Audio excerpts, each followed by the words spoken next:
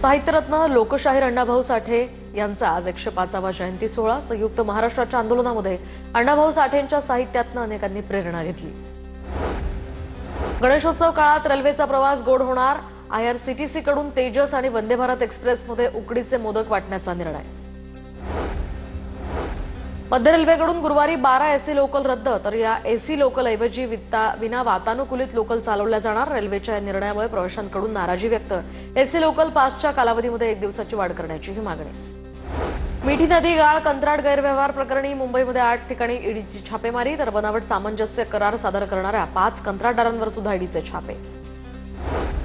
पुण्याच्या कात्रजमधील प्राणी संग्रहालयातील हरणांच्या मृत्यू प्रकरणी अधिकाऱ्यांना पालिका आयुक्तांकडून कारणे दाखवा नोटीस। हरणांना देण्यात आलेल्या खाद्यावर प्रश्न उपस्थित। पुणे जिल्हा दूध संघाकडून गायीच्या दूध खरेदी दरामध्ये 1 रुपयांची वाढ। संकटग्रस्त परिस्थितीत असलेल्या दूध उत्पादक शेतकऱ्यांना दिलासा। सोलापूर पुणे मुंबई दरम्यान धावणाऱ्या वंदे भारत एक्सप्रेसचे 4 डबे वाढवण्यात येणार। प्रवासाची आता संख्या 312 वाढणार। पुण्यातून मुंबईला जाणाऱ्या प्रवाशांना याचा फायदा होणार। पुण्यात ऊन पावसाचा खेळ कायम। पुणे शहर आणि परिसरात काही दिवसांपासून श्रावण सरींची हजेरी। रिमझिम बरसणाऱ्या या पावसाळ्यामुळे पुणेकरांना उकाड्यापासून दिलासा। अमरावतीच्या भातुकलीमध्ये हातुर्णा या गावात वाळू माफियांकडून तहसीलदारांच्या अंगावर ट्रक घालण्याचा प्रयत्न। पेढी नदी पात्रामध्ये ट्रक अंगावर घालतानाची घटना कॅमेऱ्यात कैद। जालना नांदेड समृद्धी महामार्गामध्ये बाधित शेतकऱ्यांची जिल्हाधिकाऱ्यांकडे इच्छामरणाची मागणी। बागायती जमीन कवडीमोल दराने शासन खरेदी करत असल्याचाही आरोप। परभणी ते छत्रपती संभाजीनगर रेल्वे दुहेरीकरणाला केंद्राची मंजुरी। 2179 कोटी रुपयांचा निधी मंजूर केल्यामुळे मंत्री मेघना बोर्डीकरांनी मानले आभार।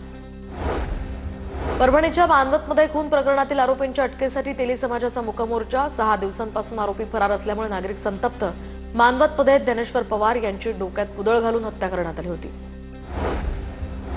राज्य सरकारकडून धान उत्पादक शेतकऱ्यांना प्रति हेक्टरी 20,000 रुपयांचा निधी जाहीर, तर हा बोनस 2 हेक्टरीसाठी दिला जाणार। बोनससाठी 70 कोटी रुपयांचा निधी प्राप्त। आजपासून शेतकऱ्यांच्या खात्यावर बोनस जमा होणार। इचलकरंजी शहरालगत तारदाळ आणि खोतवाडी या गावामध्ये जलजीवन योजनेच्या अंमलबजावणीमध्ये हलगर्जीपणा। ग्रामपंचायतीसमोर बेमुदत अन्न त्याग उपोषण सुरू।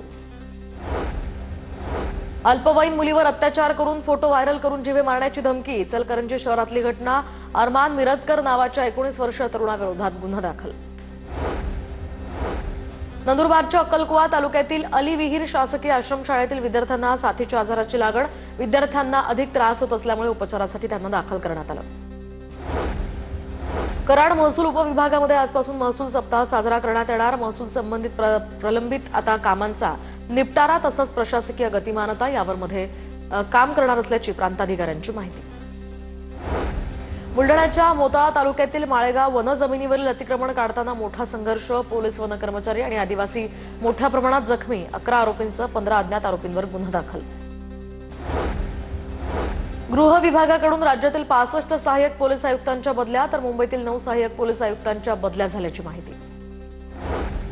मान्सूनच्या दुसऱ्या टप्प्यामध्ये अधिक पाऊस पडणार। भारतीय हवामानशास्त्र विभागाचा अंदाज। गुजरात, राजस्थानसह उत्तर भारतात 2 ऑगस्टपर्यंत बहुतांश भागात पावसाची शक्यता। ओव्हल कसोटीच्या पहिल्या डावात भारताची फलंदाजी ढेपाळली। 204 धावांवर गमावल्या 6 विकेट्स। करुण नायरची एकाकी झुंज, तर 52 धावांवर नाबाद। भारतीय नौदलाला मिळाली हिमगिरी युद्धनौका। ब्रह्मोस आणि बराक मिसाइल्स फायर करण्याची क्षमता। मेड इन इंडिया असलेली ही हिमगिरी नौका नौदलात तैनात।